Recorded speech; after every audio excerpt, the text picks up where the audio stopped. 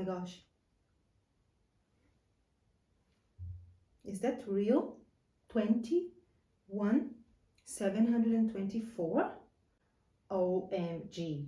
I'm rich! Not yet. That's sad, but that's the truth. I will be.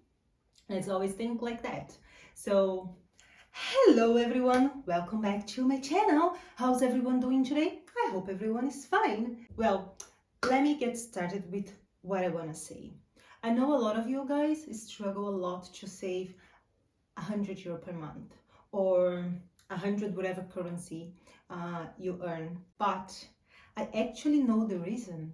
I do know the reason. While I was doing some research, I discovered that 60, you heard me right, 60% of the adult worldwide population is financially illiterate. Yes, which means that only 33% of the adult population has some sort of financial education. Yes, so probably you're saying, Hailey, I'm financially literate. Yes, you may think you are, but the truth to the matter is that you are not. Probably. And if you are, thank God, you are in the 33%.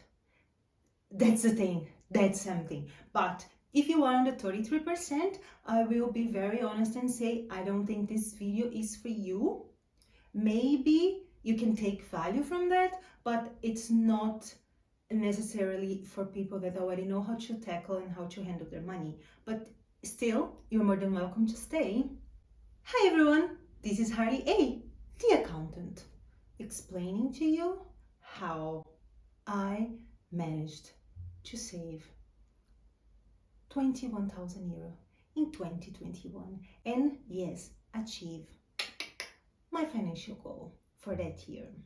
There are basically a few steps that I followed in order to stay on top of all my finances on a month by month basis, but I will tell you, I will give you a little spoil.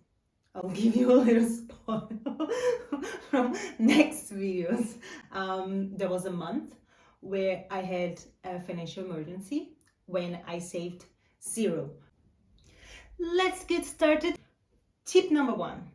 I self-taught myself everything or most of everything I know about personal finances. Okay, but Harley A, you are an accountant. How come is that possible? Yes, Kai, believe it or not, at the university, we do not learn personal finances. It's a complete different universe. And because of that, yes, I knew how to look after the finances of a business, but I didn't know how to look after my own finances. So during many years, I always saved and kind of controlled my financial life somehow, but I never had any professional or school education. So yes, self-teach yourself. Tip number 2, I organize all my finances based on the 70-30 rule. Okay, I will also say to you, I don't follow it 100%,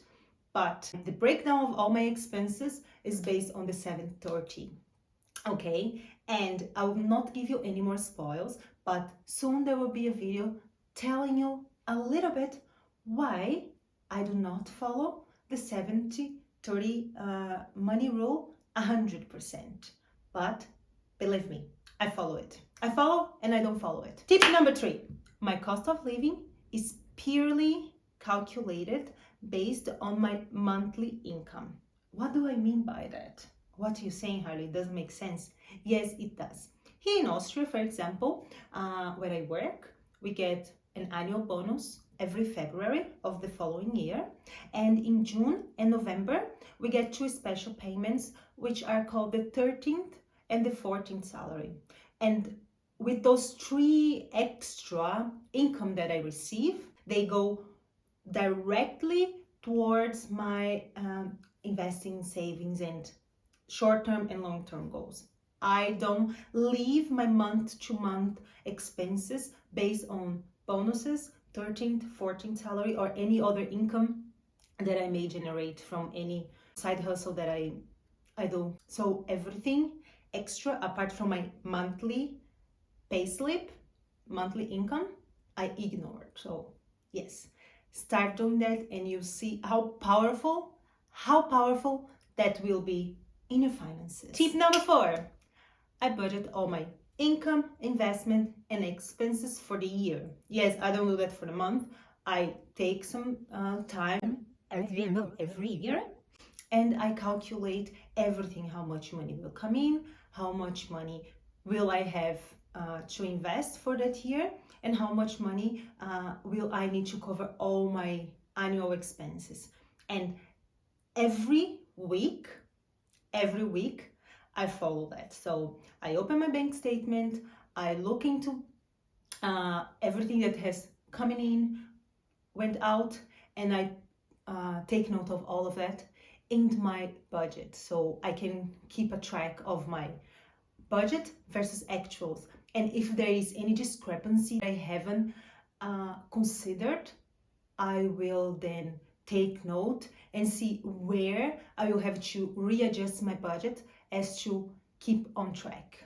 Exactly. When emergencies happen or something unforeseeable happen, we need to readjust, we need to readapt. And now tip number 5, I stipulate goals. Exactly, guys.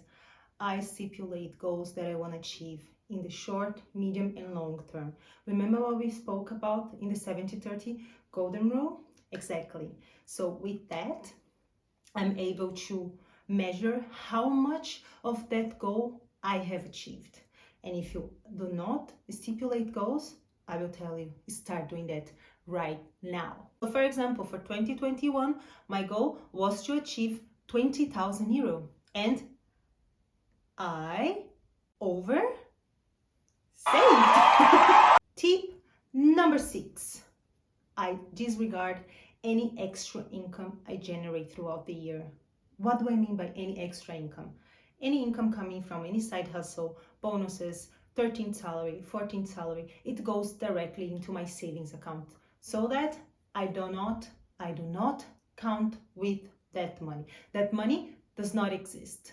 Tip number 7, I only go shopping with a groceries list. Exactly. So before I go to the supermarket, I have a look around the kitchen, what I have, what I do not have, what I intend to eat throughout the week, and then I go shopping with a freaking list. Exactly. It saves me so much money and makes me go to the supermarket and buy exactly what's in the list. What's the point of having a list and not following that? When I go to the supermarket without a list, this is a nightmare.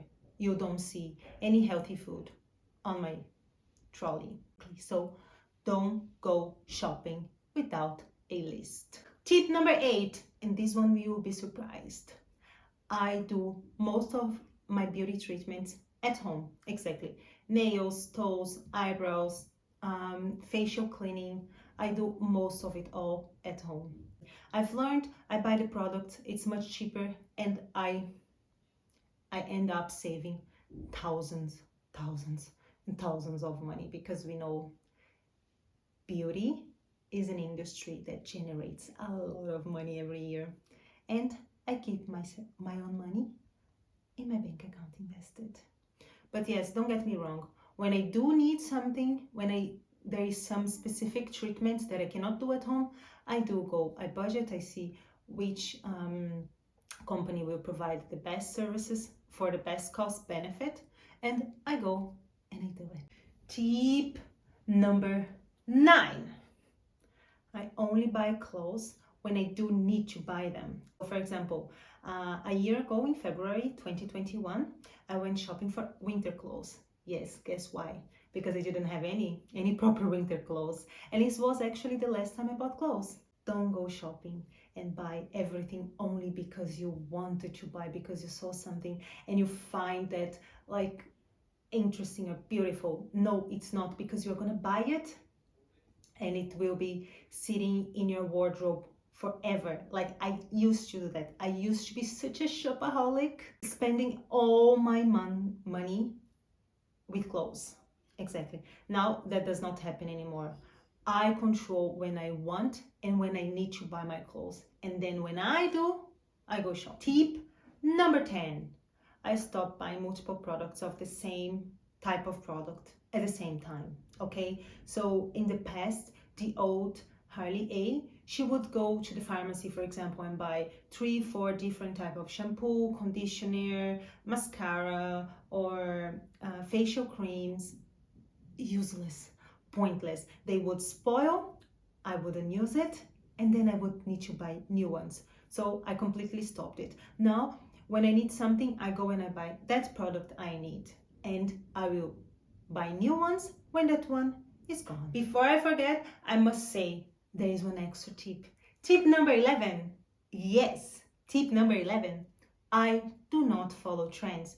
Exactly, guys. I don't need to have the latest phone, the latest set of clothes, the latest camera, or anything else like that. I'm happy with what I have, and when I need something, I will evaluate what's the best for that period of time, which when I need, and then I will buy it, but not because the trend is telling me to do so. Okay? That's it for today, guys. Thank you very much. And if you got value from this video, please don't forget to smash that like button and subscribe to my channel. Okay? Thank you very much. Bye bye.